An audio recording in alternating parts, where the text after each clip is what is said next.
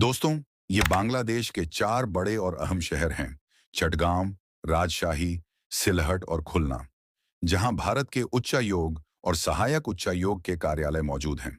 नियमों के मुताबिक इन भारतीय दफ्तरों की सुरक्षा की जिम्मेदारी बांग्लादेश की नेशनल गार्ड्स और स्टेट पुलिस पर होती है।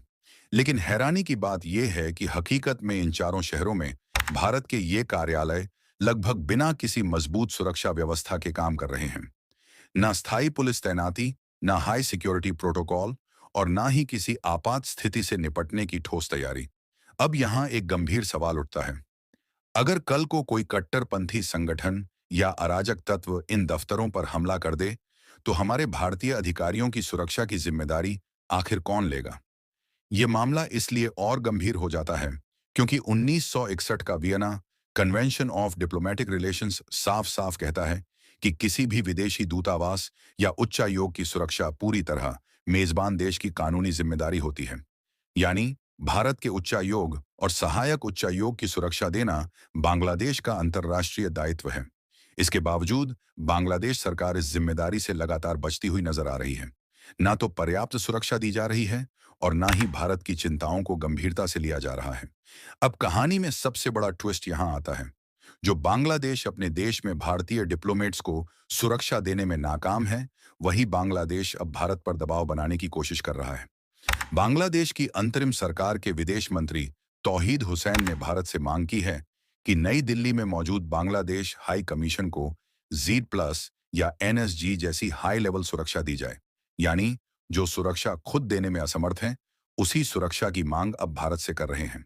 दोस्तों, यह एक बहुत बड़ी और चौंकाने वाली डेवलपमेंट है जो भारत बांग्लादेश रिश्तों पर सीधा असर डाल सकती है। दरअसल दोस्तों, अब सबसे बड़ा सवाल यही है कि तौहीद हुसैन ने ये मांग अचानक अभी क्यों उठा दी।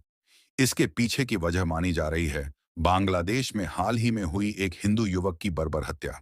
इस घटना से आहत और नाराज भारतीय नागरिकों ने दिल्ली में बांग्लादेश हाई कमीशन के बाहर कुछ समय के लिए शांतिपूर्ण विरोध प्रदर्शन किया। ध्यान देने वाली बात यह है कि ना कोई तोड़फोड़ हुई, ना किसी तरह की हिंसा और ना ही कानून व्यवस्था भंग हुई। लोग सिर्फ सवाल पूछ रहे थे और जवाब मांग रहे थे। लेकिन हैरानी की बात यह है कि इतने भर से ही बांग्लादेश सरकार घबरा गई। जबकि अगर जरा तुलना करें तो बांग्लादेश में भारतीय उच्चायोग के बाहर पहले पत्थरबाजी हो चुकी है।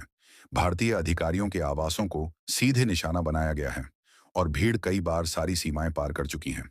इसके बावजूद भारत ने कभी यह नहीं कहा कि बांग्लादेश अपना हाई कमीशन बंद करे या अपने राजनयिकों को वापस बुलाए।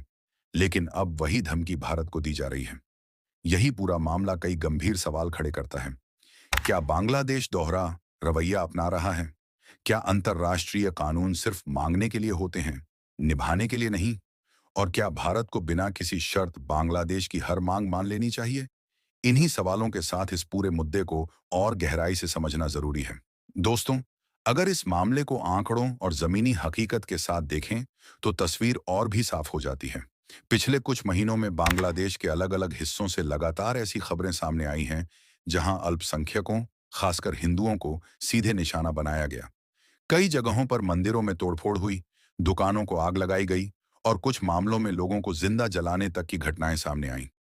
जब भारत ने इन घटनाओं पर चिंता जताई, तो बांग्लादेश सरकार ने इसे आंतरिक मामला बताकर मामले को टालने की कोशिश की। अब सवाल ये उठता है कि जब हालात इतने संवेदनशील हैं, तो बांग्लादेश में मौजूद भारत के उच्चायोग और सहायक उच्चायोग आखिर कितने सुरक्षित हैं?